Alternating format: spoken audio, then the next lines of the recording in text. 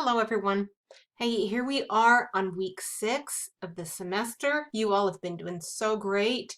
And I hope you don't look at this list of things to do and feel overwhelmed because it looks like a whole lot more than it is. There's a lot of information being provided here, so don't worry too much about that. But tonight, your first writing project is going to be turned in by midnight.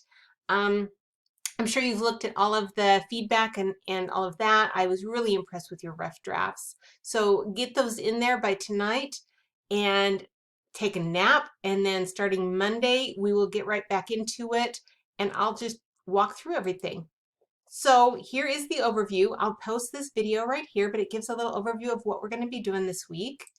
And the first thing that I want to do is a reflection, and I explain it all there, but reflection is so important whenever we encounter any new experience or any learning experience, especially because it is through reflection and the act of reflection that most of the learning actually takes place.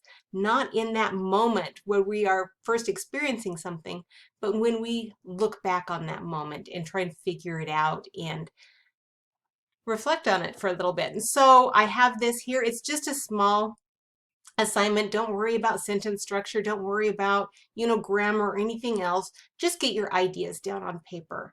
And it's just, under 200 words. So go ahead and post that by Tuesday. But also by Tuesday, I want you to watch this video. This is one of my absolute favorite TED Talks.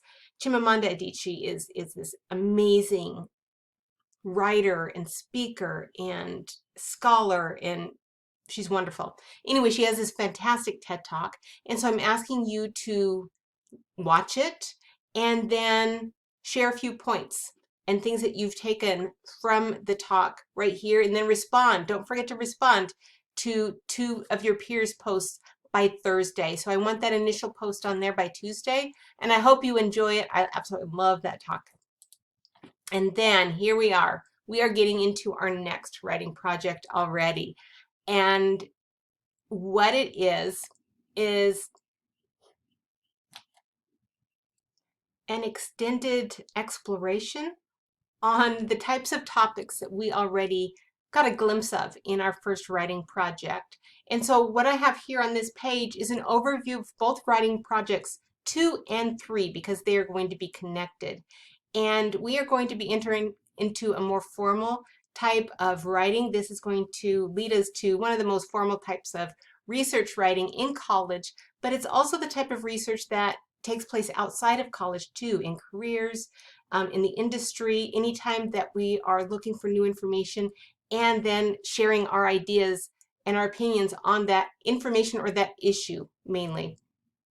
We're going to use this kind of research practice. And so we are going to pick a topic from the umbrella themes that we explored in our first writing project: diversity and social justice, sustainability, technology and society, and we're going to build on that. In fact, you can go right here and look at some of these topics and just remind yourself of some of the conversations happening within these broad topics. There's, conversations on racism, diversity, sustainability, fashion sustainability, beauty sustainability, global warming, technology, social media, all of those kind of things. There's so many different conversations you can enter. But we're going to pick a topic and we're going to work towards that. You don't need it right now, but we're going to work towards settling in on a topic this week that we can write about. And while we are going to eventually write an argumentative essay on this, first we're going to take time to listen to what other people are saying. That is the most important part of research, and it's one of the parts of research that most people skip over. They just start opening their mouth, they start talking before they even listen to what other people have said, before they have researched and got a good overview of what experts are saying, what research has unearthed about these issues. And so we're going to first listen to what other people have said, to what other people have written about this issue that we're interested in, and then we're eventually going to write on it. But writing project 2 is all about the listening.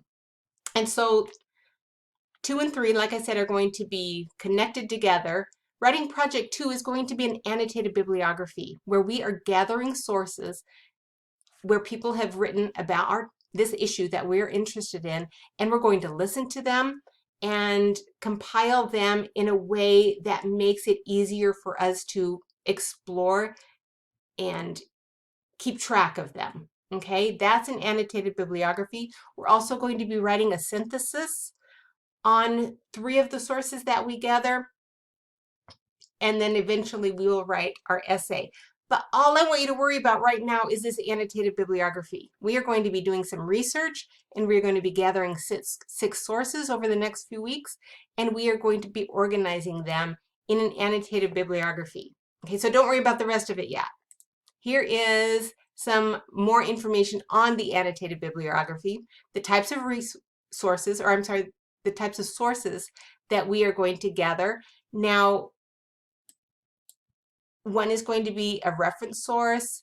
3 are going to be, articles where authors have kind of offered their opinions on this issue that we have chosen, whether it's, something to do with diversity, something to do with sustainability. It's going to be a narrow topic. So we're going to look at what 3 other, not opposing viewpoints, because a lot of times viewpoints aren't, polar opposites, but we're going to look at what other people have said and gather those together. And then we're going to find 2 sources that kind of support our opinion on this topic. Now, one of these sources can be brought forward from Writing Project 1. You can bring the article that you analyzed in Writing Project 1 forward, or you can pick another one. That's absolutely fine. It's optional, but it's absolutely fine. But anyway, read over this. Look at the pattern here of what an annotated bibliography looks like. This is what it is. It's basically just a record of a source. It has a paragraph that summarizes the source, has a quote from the source, and it has a little explanation of how you can use it in your project. And all of this is opened, with a citation. And in fact, I don't have one here, but I'll even upload a student example of a full annotated bibliography with 6 sources so you can see what it looks like. But read over that. And we don't have to rush on this. In fact, we've got spring break coming up. So this has time to settle, and we have time to let it kind of, linger in our minds for a little while. Here's more information on what an annotated bibliography is. Read over that. There's some great videos right there. And then what we're going to be doing by the end of the week is just a research question discussion board. And I just realized I didn't put a page in here. I'll add a page that talks more about research questions, but here what we're simply going to do is share an idea for a topic by the end of the week, and then we're going to help one another just brainstorm research questions about that topic. And I'll add another page in here of explanation so that makes a little bit more sense. But there you go. I think, let me look, is that all we have this week? Oh, and there's just a Muddy board, or I'm sorry, a Muddy Points discussion board where you can ask me any kind of question that you have, and then you're going to take a break and relax for a little while. Okay? So you let me know if you have any questions on all this.